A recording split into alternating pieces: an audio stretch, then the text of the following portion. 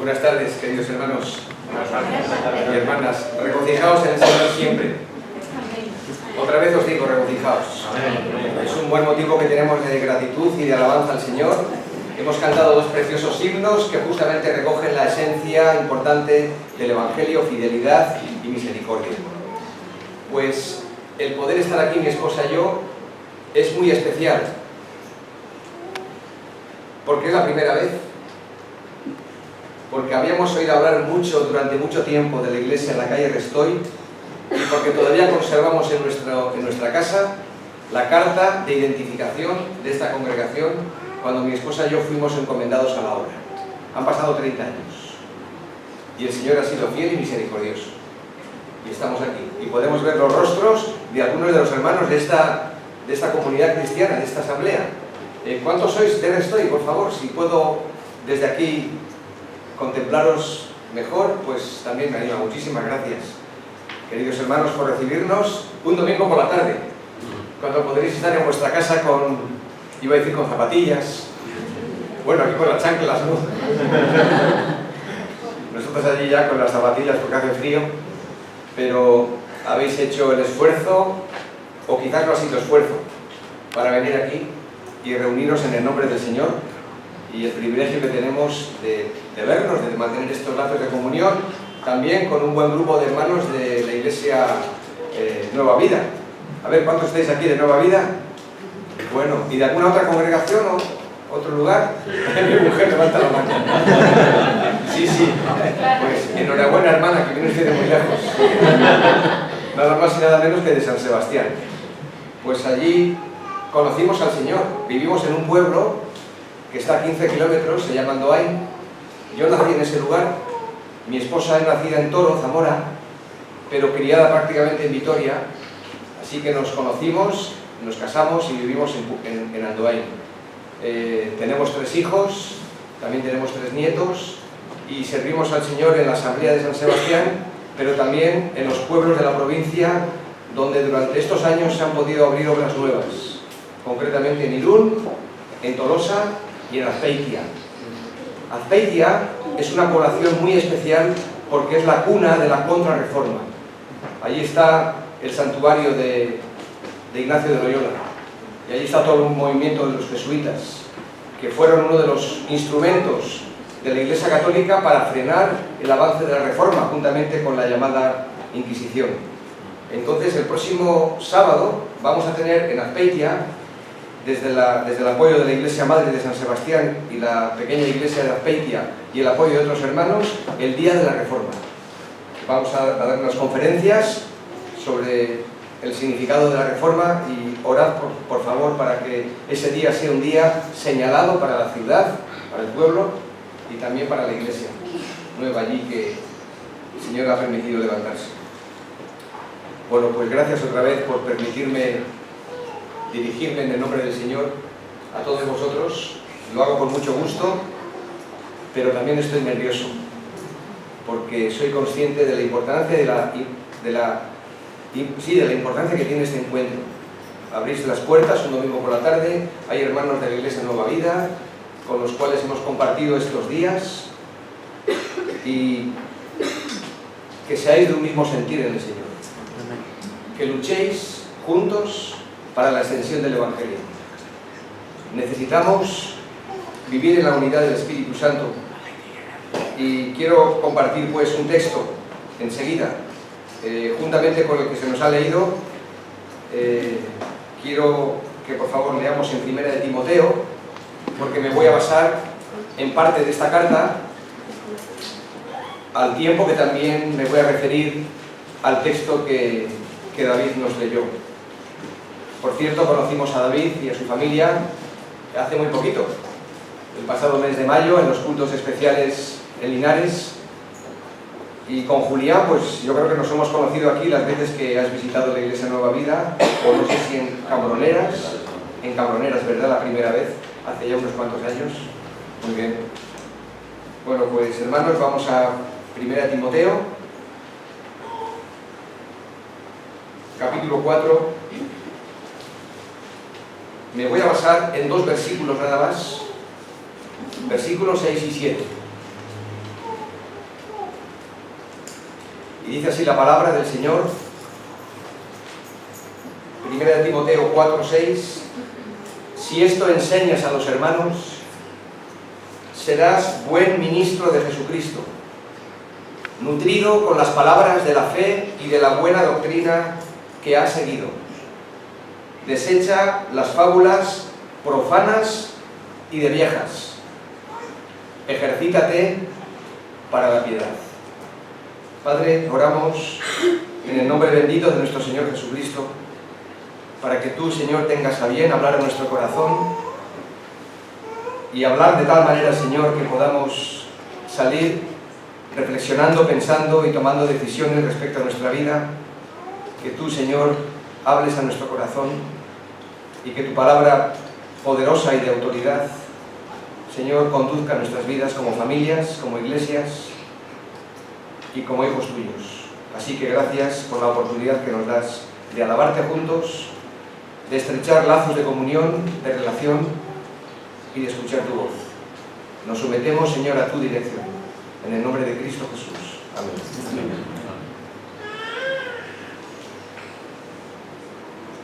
Vivimos en un mundo, ya lo sabemos, en constante movimiento, aunque en Almería se vive más tranquilo, en continuo cambio, pero notad que estos cambios no solamente tienen que ver con los avances científicos, cambios políticos o las nuevas tecnologías, sino que es un cambio en el campo de las ideas, de los valores y de las creencias. Hoy la gente con la que nos rodeamos cada día ya no se pregunta, como años atrás, si esto o aquello es verdad o es mentira. Lo que hoy la gente se pregunta es si esto o aquello me gusta o me atrae. Esto significa a nivel popular que tú puedes creer lo que quieras. Puedes inventar tu propia verdad y escoger tu fórmula espiritual para vivir. Y esta nueva manera de pensar ha cambiado el mundo. El matrimonio, la familia, la iglesia, la sociedad, los valores. Incluso ha trastocado el concepto de lo que es el Evangelio. Cuando leemos estas palabras que Pablo dirige a Timoteo, hace tantos años, resulta que son las mismas palabras que necesitamos escuchar y atender hoy. Porque está hablando a la iglesia. Está hablando a un joven pastor, a un anciano de una congregación, a un guía espiritual, y le está diciendo: si esto enseñas a los hermanos, serás un buen ministro de Jesucristo, nutrido con las palabras de la fe y de la buena doctrina que has seguido. Desecha las fábulas profanas y de viejas, ejercítate para la piedad. Cuando Pablo dice estas palabras, tenemos que pensar qué es lo que hay detrás. ¿Por qué le habla a Timoteo de esta manera tan importante, tan contundente, en medio también de una sociedad cambiante como era la de entonces, quizás no tan acelerada como la de ahora? ¿Qué fue lo que le motivó a escribir esta carta? Pues tenemos que ir un poquito más atrás, al capítulo 1, porque es la misma razón por la cual el Señor nos habla ahora, en esta tarde. ¿Qué fue lo que le motivó a escribir esta carta? Capítulo 1, verso 3.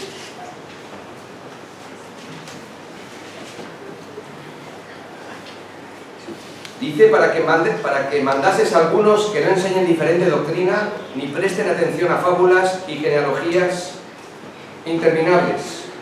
Versículo 4. Que acarrean disputas más que edificación de Dios, que es por la fe. Así te encargo ahora. En el capítulo 3, un poquito más adelante, verso 14, dice así: esto te escribo, Timoteo, aunque tengo la esperanza de ir pronto a verte, para que si tardo sepas cómo debes conducirte en la casa de Dios, que es la iglesia del Dios viviente, columna y baluarte de la verdad. E indiscutiblemente grande es el misterio de la piedad. Dios fue manifestado en carne, justificado en el Espíritu, visto de los ángeles, predicado a los gentiles, creído en el mundo, recibido arriba en gloria. Versículo 15 de nuevo, para que si tardo sepas cómo debes conducirte en la casa de Dios. La última exhortación en esta misma dirección la encontramos en el último capítulo y en los últimos versículos. Capítulo 6, verso 20 y 21. Oh Timoteo, guarda lo que se te ha encomendado. Repite lo mismo. Guarda lo que se te ha encomendado, el encargo que te he dado, evitando las profanas pláticas sobre cosas vanas y los argumentos de la falsamente llamada ciencia, la cual, profesando algunos, se desviaron de la fe. La gracia sea contigo, y que la gracia del Señor sea con nosotros, hermanos. Lo que encontramos aquí es que la mayor preocupación del apóstol era la amenaza doctrinal y la conducta inmoral, hacia la cual muchos fueron arrastrados. La Iglesia y los creyentes de hoy necesitamos tomarnos muy en serio estas mismas palabras, porque siempre una cosa influye en la otra. Cuando hay una amenaza doctrinal, un cambio en la manera de pensar de lo que Dios ha establecido, necesariamente nos desviamos hacia una forma y a una ética cristiana incorrectas. La amenaza doctrinal siempre nos va a llevar a la conducta inmoral. Se requiere pues de una nueva generación de Timoteos, de hombres y mujeres que sepamos lo que creemos y que sepamos también cómo conducirnos en la vida, en la casa de Dios, en la familia, en la sociedad donde el Señor nos ha puesto. Y a la luz de estos versículos 6 y 7, quiero considerar en esta tarde algunos caminos de fidelidad en los que debemos de andar. Hemos cantado de la fidelidad de Dios. Y el creyente es llamado a vivir y andar en fidelidad, en lealtad, en obedecer el encargo que se nos ha encomendado. Algunos caminos, quiero destacar cuatro caminos de fidelidad en los que debemos de andar. El primero, y pueden verlo claramente en el texto, no quiero decir nada que no surja del texto. Dice el versículo 6, la primera parte, si esto enseñas a los hermanos, lo cual quiere decir que el primer camino de fidelidad en el que debemos de andar es fidelidad al mensaje de Dios. Fidelidad al mensaje de Dios. Si esto enseñas, y no otra cosa, a los hermanos, serás un buen ministro de Jesucristo. Por lo tanto, tenemos que afirmar nuestros pies, no en cualquier camino, sino en este primer camino de fidelidad al mensaje de Dios. Bienvenida, Katy. Y Pablo exhorta a Timoteo a enseñar las grandes verdades de la fe cristiana y a insistir sobre ellas, porque son de tal naturaleza que conviene repetirlas con frecuencia. Hemos cantado un himno de sobra conocido, oh Dios eterno, tu misericordia. Pues cada vez que lo cantamos, o cada vez que lo canto, no puedo dejar de emocionarme por las grandes verdades que contiene. Y cuando leemos la palabra, lo que no puede ser es que nos aburramos, como a veces puede pasar, de leerla cuando ya conocemos lo que dice, porque son de tal naturaleza estas verdades que no nos podemos cansar ni de meditar en ellas, ni de compartir acerca de ellas, porque entonces fácilmente nos deslizamos. Porque al afirmarnos en este camino de fidelidad en el mensaje de Dios, establecemos un contraste, no solamente entre la verdadera y la falsa enseñanza, sino entre la verdadera enseñanza y aquellas otras frivolidades de la vida que no aprovechan. No solamente descartamos lo verdaderamente malo, que es la mala enseñanza, sino también esas otras cosas donde a veces los creyentes estamos entretenidos y que decimos no son tan nocivas y que tienen que ver con lo que dice aquí, genealogías interminables, frivolidades de la vida, fábulas profanas y de viejas. Cuando andamos en el camino de la fidelidad de Dios y en su mensaje, todo eso queda a un lado. Es como paja.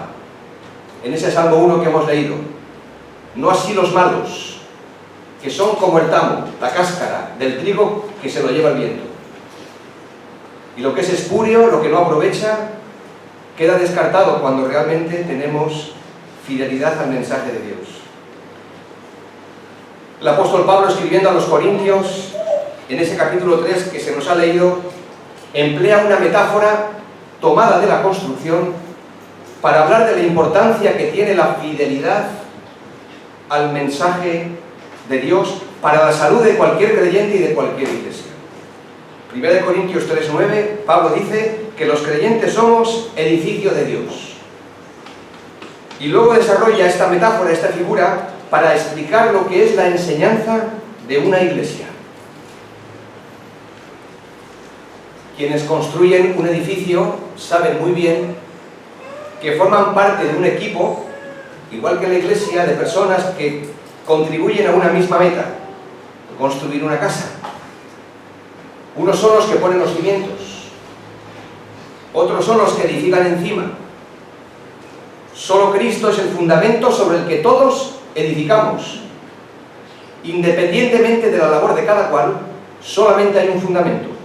Nadie puede poner otro fundamento que el que está puesto, el cual es Jesucristo. Hemos leído en 1 Corintios 3:11. Entonces el apóstol se aplica a sí mismo la metáfora y a otros siervos de Dios y al pueblo de Dios, donde cada uno de nosotros hace su tarea, hace su labor conforme a la gracia que le ha sido dada. Pablo en este caso puso el fundamento como un perito arquitecto. A Pablo se le encomendó la tarea de predicar el Evangelio en Corinto, de ser el primero en llevar el Evangelio de la gracia de Dios y de establecer ahí un fundamento, sobre el cual otros después, otros maestros, edificarían encima. Los maestros que llegaron más tarde edificaron sobre este fundamento. Algunos eran buenos maestros, pero otros no.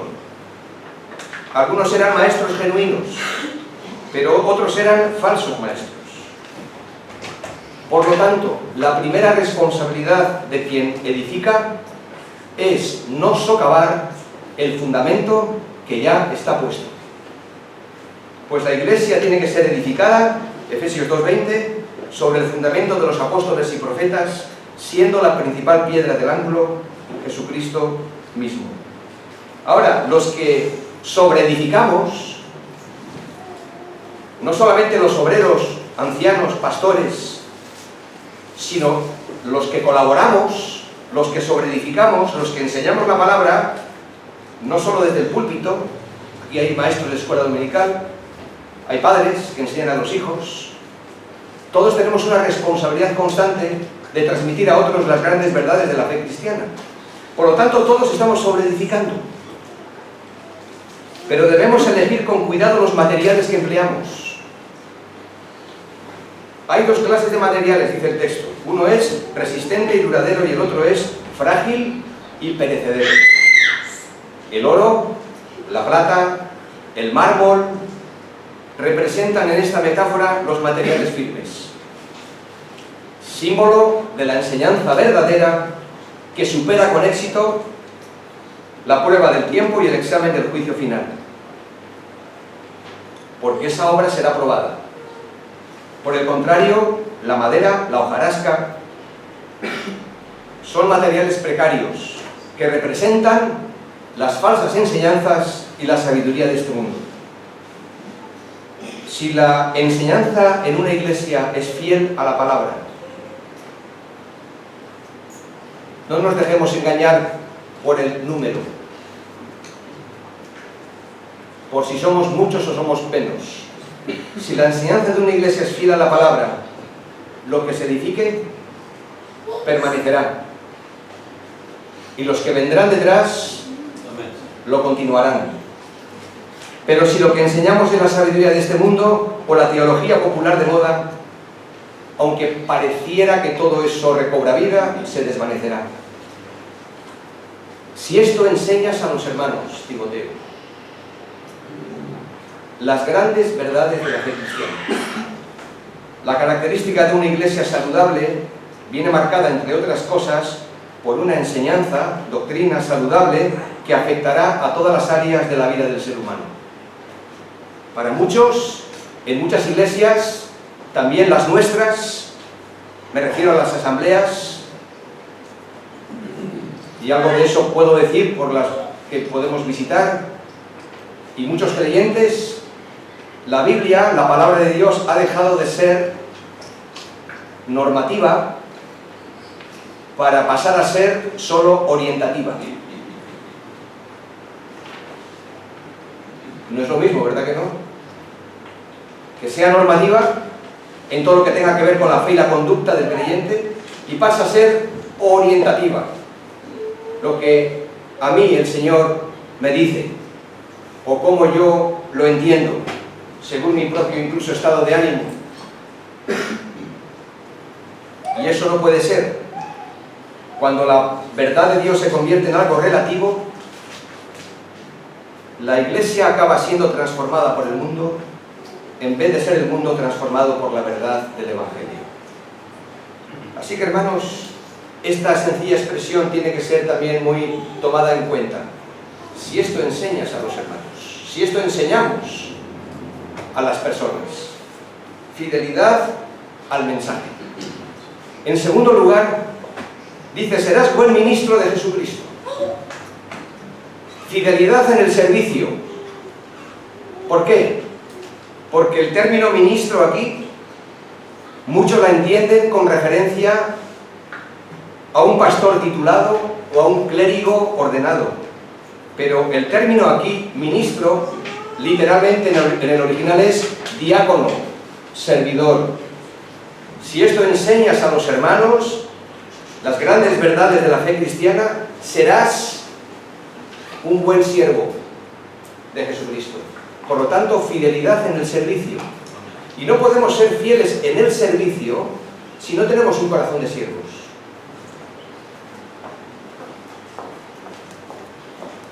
En cierta ocasión a un hermano que seguramente muchos aquí habéis conocido porque ha pasado por todas nuestras iglesias, ya está con el Señor, en un culto, podría ser parecido a este, lo presentaron, el hermano que presidía, pues lo presentó a fulanito de tal, que venía de tal lugar, como un gran siervo de Dios. Todos hemos escuchado esa expresión, ¿verdad? Todos hemos leído en libros esa expresión, un gran siervo de Dios, que está hoy con nosotros. Menos mal que no me presentó así David a mí, porque lo tendría que corregir, como le corrigió este hermano al que lo presentó. Y tú dirás, bueno, pero ¿qué tiene de malo? Tiene mucho de bueno, ¿no? Haberle presentado como un gran siervo de Dios, porque lo era, quienes le conocíamos. Y él dijo, bueno, hermano, gracias por sus palabras de introducción al mensaje de hoy, pero en realidad no soy un gran siervo de Dios. Soy siervo de un gran Dios. Ah, eso está mejor. Eso tiene un sentido más bíblico, como luego vamos a ver. Soy siervo de un gran Dios. Aún las palabras que nosotros empleamos también llevan su contenido. O bueno, o mejor, o incorrecto. Y en este caso, cuando yo escuché eso, dije, pues es verdad. Somos siervos de un gran Dios. Amén. Si la metáfora que antes hemos visto de la iglesia estaba tomada de la construcción, esta otra metáfora del versículo 9, segunda parte, está tomada de la agricultura. Porque ahora dice, después de haber dicho, sois edificio de Dios, así que cada uno mire cómo sobreedifica, dice ahora, sois labranza de Dios. Y Pablo describe a la iglesia como un huerto, como un jardín, como un campo de cultivo, labranza de Dios. Y a la pregunta del versículo 5, hay en 1 Corintios 3, ¿qué es Pablo y qué es Apolos? Estos grandes siervos de Dios, permitidme ahora la expresión, estos grandes siervos de Dios, ¿qué son? Pues la respuesta no se ha de esperar. El texto lo dice, ¿me lo pueden decir ustedes? Servidores por medio de los cuales habéis creído. Y este es el camino de fidelidad en el que debemos de andar. Fidelidad en el servicio y en el concepto de que somos siervos. Somos diáconos. Siervos por medio de los cuales habéis creído. Lo cual nos lleva a una conclusión tajante. La Iglesia de Jesucristo no tiene dueños ni señores. Tiene servidores. No todos hacemos la misma labor, según la gracia que Dios nos ha dado, pero todos somos siervos. Si un huerto o un campo ha de producir una buena cosecha, hay dos cosas fundamentales que, y aquí en Almería que tenéis tanto huerto y tanta buena verdura, a pesar de la falta de agua, pero hay dos cosas fundamentales que hay que hacer, que es plantar y regar. Y finalmente viene el crecimiento y el fruto. En los versículos 6 y 8, hay de 1 Corintios 3, el apóstol aplica la comparación otra vez a sí mismo. Notad cómo él presenta la metáfora, que cada uno mire cómo sobreedifica, esa metáfora tomada de la construcción, y ahora esta otra metáfora tomada de la agricultura. Se la aplica a sí mismo, y también a Apolos, porque había ahí conflicto en Corinto en cuanto a que algunos decían que eran de Pablo y otros de Apolos. Yo soy de este gran siervo de Dios y sigo su doctrina o teología, o sus énfasis en lo que fuera. Pues aquí Pablo sale al paso para enseñarnos lo que realmente son las grandes verdades de la fe cristiana, y que afectan mucho al testimonio y al crecimiento de cualquier iglesia, y al ambiente y a la armonía. Y describe las tareas que ambos, él y Apolos, llevaron en Corinto. Pablo llegó a Corinto antes que Apolos, durante su segundo viaje misionero. Esto lo encontramos en el capítulo 18 del libro de los Hechos. Él tuvo el privilegio de llegar primero y de sembrar la palabra del Señor en la ciudad de Corinto. Lucas así lo narra en ese capítulo 18, primera parte, versículo 1. Después de estas cosas, Pablo salió de Atenas y fue a Corinto. Ahora, si Pablo llega, evangeliza, comparte el evangelio, planta la semilla, Apolo llega más tarde para regarla. Como vemos en la segunda parte de Hechos 18:24, llegó entonces a Éfeso un judío llamado Apolos, natural de Alejandría, poderoso en las Escrituras. Es decir, cada uno de ellos hizo su tarea, pero ninguno de ellos pudo dar crecimiento a la semilla. El crecimiento lo da Dios, pero cada uno de ellos hicieron correctamente su tarea. Plantar y regar son tareas que requieren esfuerzo, pero hacer que la semilla crezca es un milagro que solo el Señor puede hacer. Así que no hay ninguna razón para que los que plantan o los que riegan se sientan superiores a los demás. Por muy buenos plantadores o regadores, dones de evangelista, de pastor, de maestro, que cada cual pueda tener. Porque si eso es a lo que el Señor nos ha llamado a hacer, sencillamente estamos haciendo lo que el Señor nos ha llamado que hagamos. Y digo que no hay ningún motivo para sentirse superior a nadie, y una iglesia saludable no es solo aquella iglesia que tiene una doctrina saludable, sino que también es una iglesia que entiende que todos sus miembros, todos sin excepción, son siervos de Dios, y que la labor de todos es importante. ¿Qué sucede muchas veces en nuestras congregaciones? Tenemos una doctrina, decimos, sana, pero tan sana del todo no será, porque luego encontramos que hay muchos que no se identifican con el servicio. Y no me refiero al servicio con hacer algo, sino con saber que soy siervo. A mí me sorprende, lo digo en mi propia congregación a veces. Todo aquel que ha creído en Cristo Jesús sabe que por su gracia es salvo. Salvo en Jesucristo. Pero es que también, en ese paquete hermoso de la salvación, nos va a decir la palabra que también somos santos. Por su gracia, hemos sido apartados para Él. Así que uno no puede ser salvo sin haber sido apartado y ser santo. Pero es que aún hay más. Es que uno no puede ser salvo y ser santo sin saber que es también siervo.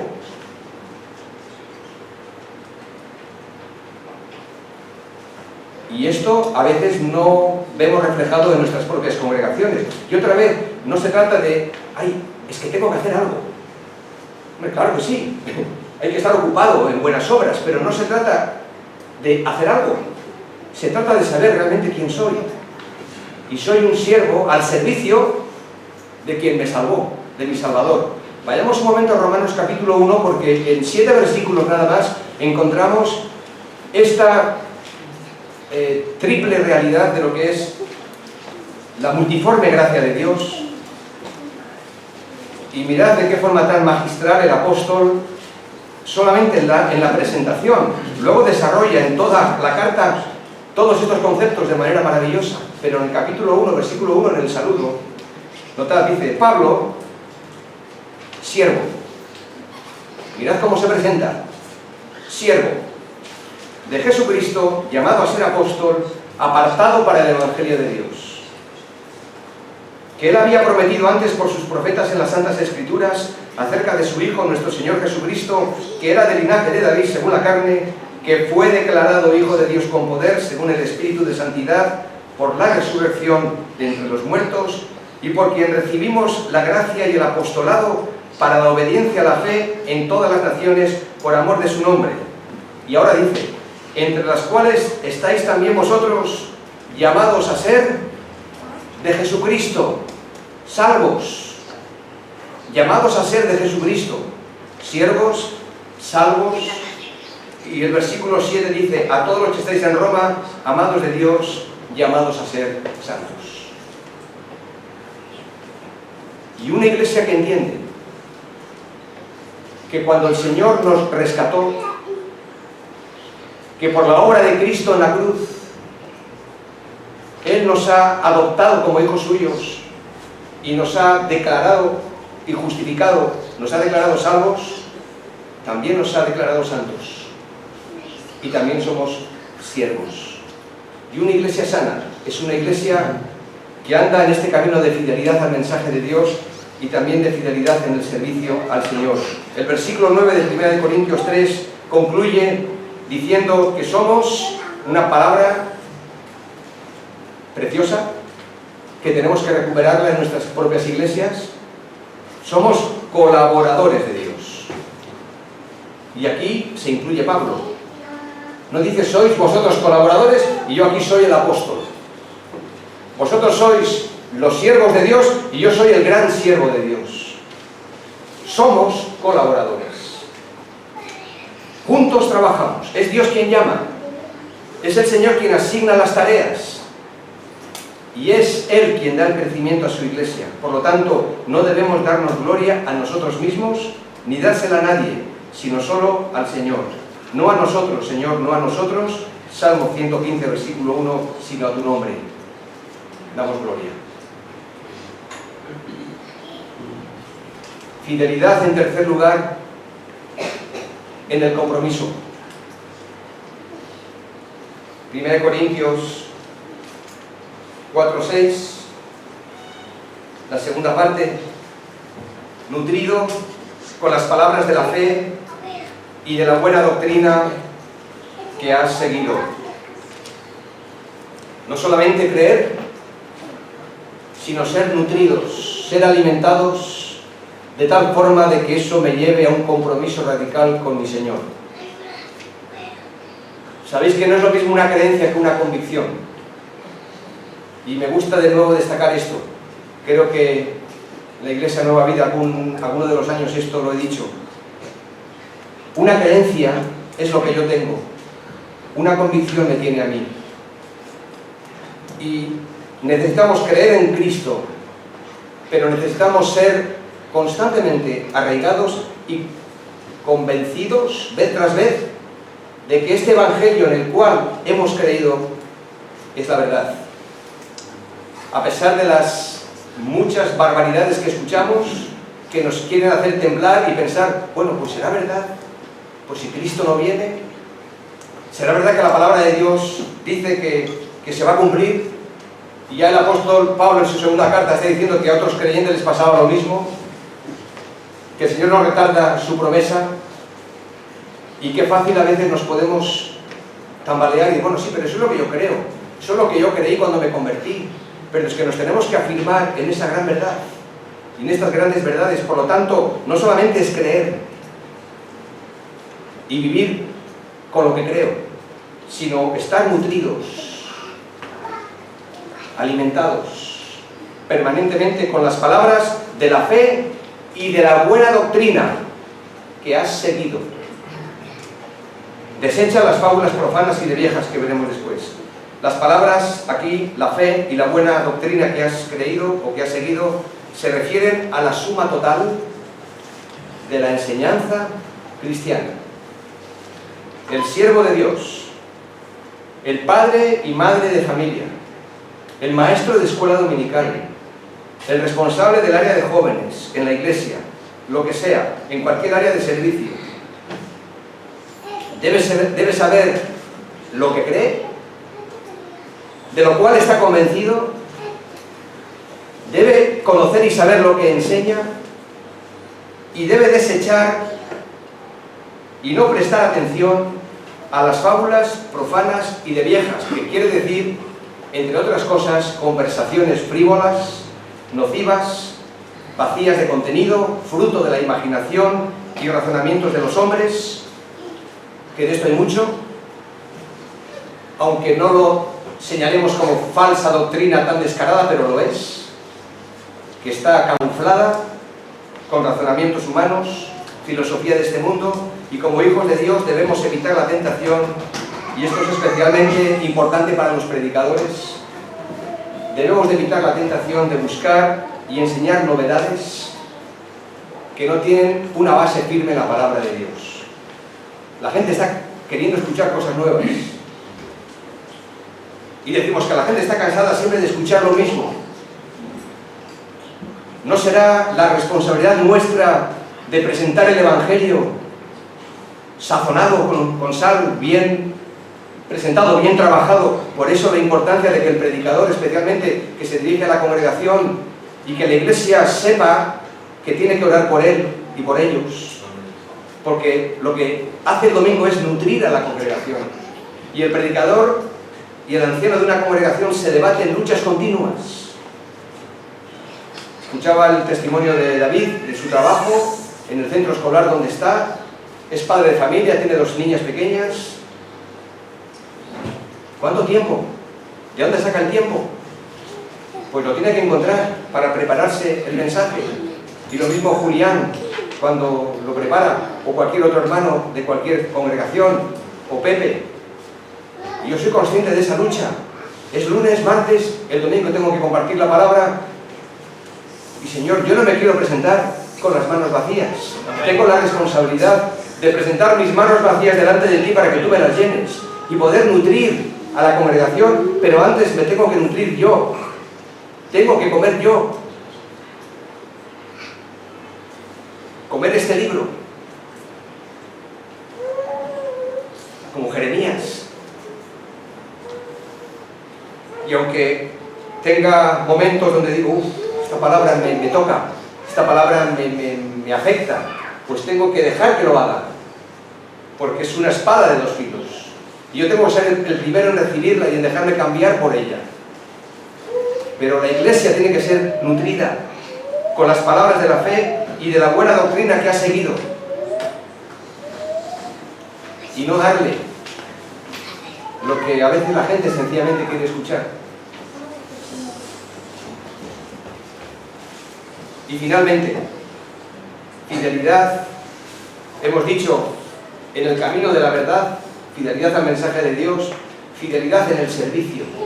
sobre todo el tema del corazón, para después poder servir sintonizados con ese llamamiento como siervos. Fidelidad en el compromiso y fidelidad en el testimonio. O si lo preferís, fidelidad en la vida de santidad. Fidelidad en la vida de santidad, porque el texto dice: ejercítate para la piedad. Otra versión dice: entrénate para la integridad, o disciplínate para la santidad. Lo cual quiere decir que en Cristo somos salvos, somos santos, somos siervos, pero tenemos que crecer en todas estas grandes virtudes de la fe cristiana. Porque la fe que una vez nos hizo salvos no puede caminar sola. Por eso el apóstol Pablo dice: añadid a vuestra fe virtud, a la virtud conocimiento, al conocimiento dominio propio, al dominio propio paciencia, a la paciencia piedad, a la piedad afecto fraternal, al afecto fraternal amor, porque si estas cosas están en vosotros, no os dejarán estar ociosos ni sin fruto. Segunda de Pedro capítulo 1. Así que la palabra de Dios nos enseña que no hay conflicto entre la gracia y la disciplina. Donde hay conflicto es entre la gracia y el legalismo. No entre la gracia y la ley. No hay conflicto entre la gracia y la ley. Hay conflicto entre la gracia y el legalismo. No hay conflicto entre la gracia y la disciplina. Y nos tenemos que disciplinar, porque nuestra naturaleza es indisciplinada. O sea, nuestra tendencia es a dejarnos llevar, no a trabajar. Y tenemos que trabajar. Y tenemos que redimir el tiempo, porque los días son malos y la vida es corta. Y disciplinarse implica obligarse, sienta o no sienta, tenga ganas o no tenga tantas, a cada día buscar el rostro del Señor. Cada día leer, meditar, nutrirme de la palabra de Dios. Cada día hacer su voluntad. Cada día glorificar su nombre. Y hay múltiples responsabilidades de los que sois padres de familia, los que tenéis niños pequeños. Pues ahí tenéis vuestra primera iglesia, en vuestra propia casa, en vuestro propio hogar. Ahí tenéis a los primeros discípulos que son vuestros hijos. ¿Y qué decir de la iglesia del Señor? Pues lo mismo. Así que la palabra de Dios nos advierte de los peligros de una vida cristiana pasiva, o repetitiva, o inactiva. Entrénate para la santidad, ejercítate para la piedad. ¿Por qué? Creo que alguien lo ha definido así y me parece que es una buena expresión para entenderlo. La santidad es el aspecto visible de la salvación, que no tiene que ver con cómo vamos vestidos, o con qué palabras empleamos a la hora de orar, o con qué postura nos ponemos para dirigirnos a Dios. La santidad es el aspecto visible de la salvación. Y una persona, un creyente santo y piadoso, es aquel que cuenta con Dios para todo. Es aquel que toma en cuenta al Señor en primer lugar, antes de decidir él o ella hacer nada. Pues así como aquel que os llamó es santo, 1 de Pedro 1, 15 y 16, sed también vosotros santos en toda vuestra manera de vivir. Esto siempre me llamó la atención. En toda vuestra manera de vivir, ser santos, como yo soy santo. Esto me hace pensar entonces que no solamente hemos sido llevados al cielo en Cristo Jesús, donde ya estamos sentados en los lugares celestiales, según Efesios 1, 3 en adelante, donde ya la salvación está completada, la obra de Cristo consumada. Estamos en el tiempo presente hasta que el Señor nos lleve a su presencia. Así que no solamente hemos sido introducidos en el cielo, sino que el cielo ha sido introducido en nosotros. Los valores del reino y los valores del Rey, de nuestro Señor Jesucristo, ya están dentro de nosotros por el Espíritu Santo que se nos ha dado. Así que no solamente es una santificación posicional, de la que nos hablaba Pablo en Romanos 1, es una santificación práctica y progresiva, como bien enseña la teología sistemática, para terminar siendo una santificación final, cuando estemos con el Señor, donde no habrá pecado, ni muerte, ni dolor, pero en el plano de la vida que ahora tenemos, tiene que haber un recorrido hacia adelante, tiene que haber una progresión, tiene que haber una madurez, y tenemos que hacer morir lo terrenal en nosotros, no por nosotros mismos que no podemos, sino por la obra del Espíritu Santo y la palabra viva de Dios, que ilumina los lugares oscuros de nuestro corazón y trae vida por medio de la obra de Cristo. Sed santos porque yo soy santo. Y el Señor Jesús es el ejemplo perfecto de todo lo que hemos venido hablando en todos estos caminos de fidelidad. Y tenemos que terminar con Él, con Cristo, porque con Él hemos empezado. Oh Dios eterno, tu misericordia. Con Él hemos empezado la vida cristiana y con Él la vamos a terminar, por su fidelidad y misericordia. El Señor Jesucristo fue fiel al mensaje que predicó. Y fue fiel y consecuente con la enseñanza que transmitió. Fue fiel al Padre que lo envió. Y fue fiel al servicio que ofreció. Porque el Hijo del Hombre no vino para ser servido, sino para servir. Él es un perfecto diácono, siervo, gran siervo de Dios. El siervo, con mayúscula. Y para dar su vida en rescate por muchos. Él también fue fiel al compromiso que adquirió. Afirmó su rostro para ir a Jerusalén. No abandonó, ni nos abandonó. No abandonó la misión que se le había encomendado, pues mi comida es que haga la voluntad del que me envió y que acabe su obra. Juan 4:34. Cristo vivió también una vida santa, siendo justo en todas sus acciones. Y este es el modelo para nosotros, si queremos vivir conforme a su voluntad y tener vidas e iglesias saludables.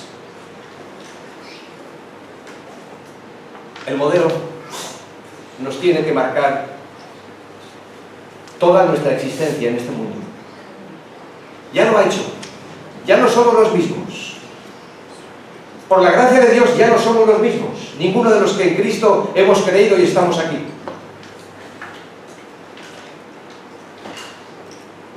Y por la gracia del Señor podemos seguir honrándole más y mejor cada día. Por eso hubo un movimiento vertical en la encarnación. Aquel verbo se hizo carne y habitó entre nosotros. Él descendió, se humanó, se encarnó. Pero también hubo un movimiento horizontal, el de Cristo y el de su iglesia, porque si Cristo descendió, la iglesia del Señor también tiene que descender. Y si Cristo se humilló, la iglesia del Señor, que es su iglesia, también se tiene que humillar. Y no albergar rollos o malos rollos, falta de un espíritu perdonador, falta de comunicación, de relación, porque si Cristo se humilló, yo también me tengo que humillar. Y si no hubo otro camino para Él, tampoco hay otro camino para nosotros. Este es el camino. Él es el camino. No solamente el camino de la verdad y de la vida, sino el camino de cómo vivir la vida práctica de cada día. Y que, hermanos, que este modelo nos inspire, nos ayude, nos fortalezca y que Cristo sea otra vez nuestro referente. Puestos los ojos en Jesús. Fijos en Él. Cada día. Y que esta iglesia, que durante tantos años, no sé cuántos, se ha mantenido aquí como una antorcha, en este barrio. ¿Cuántos años? Bueno, en este barrio, en esta ciudad, porque ha estado en diferentes lugares. Desde el año 35. Bueno, igual alguno habría nacido, yo creo que la mayoría no habíamos nacido. Pero el Señor ha permitido que hayáis llegado hasta aquí. No conozco la historia, no conozco los detalles, excepto lo que he podido leer o lo que me hayáis podido compartir en medio de altos y bajos, como toda iglesia, como toda vida. Pero aquí estáis. Y sois llamados a mirar atrás para agradecer al Señor sus múltiples misericordias y su gran fidelidad. No nos detengamos a mirar atrás para muchas cosas más. Miremos hacia adelante. Miremos al Señor, miremos a nuestro mundo, miremos a nuestra iglesia, a la congregación del Señor, cuidémonos, amémonos y andemos juntos como pueblo de Dios. Amén. En la fidelidad a este mensaje. Amén. En la fidelidad a este servicio, en la fidelidad a este compromiso y en la fidelidad a una vida agradable a Dios de santidad. Oramos al Señor y damos gracias.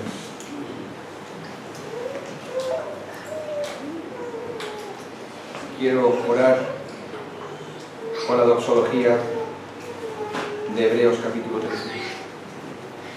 y bendecir a mis hermanos y al pueblo de Dios, yo juntamente con ellos, porque también necesito del Señor.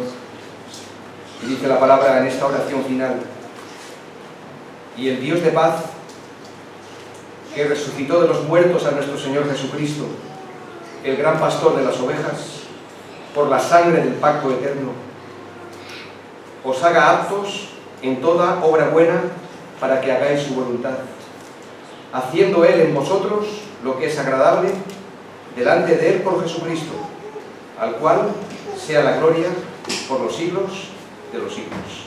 Amén. Amén. Gracias, Señor.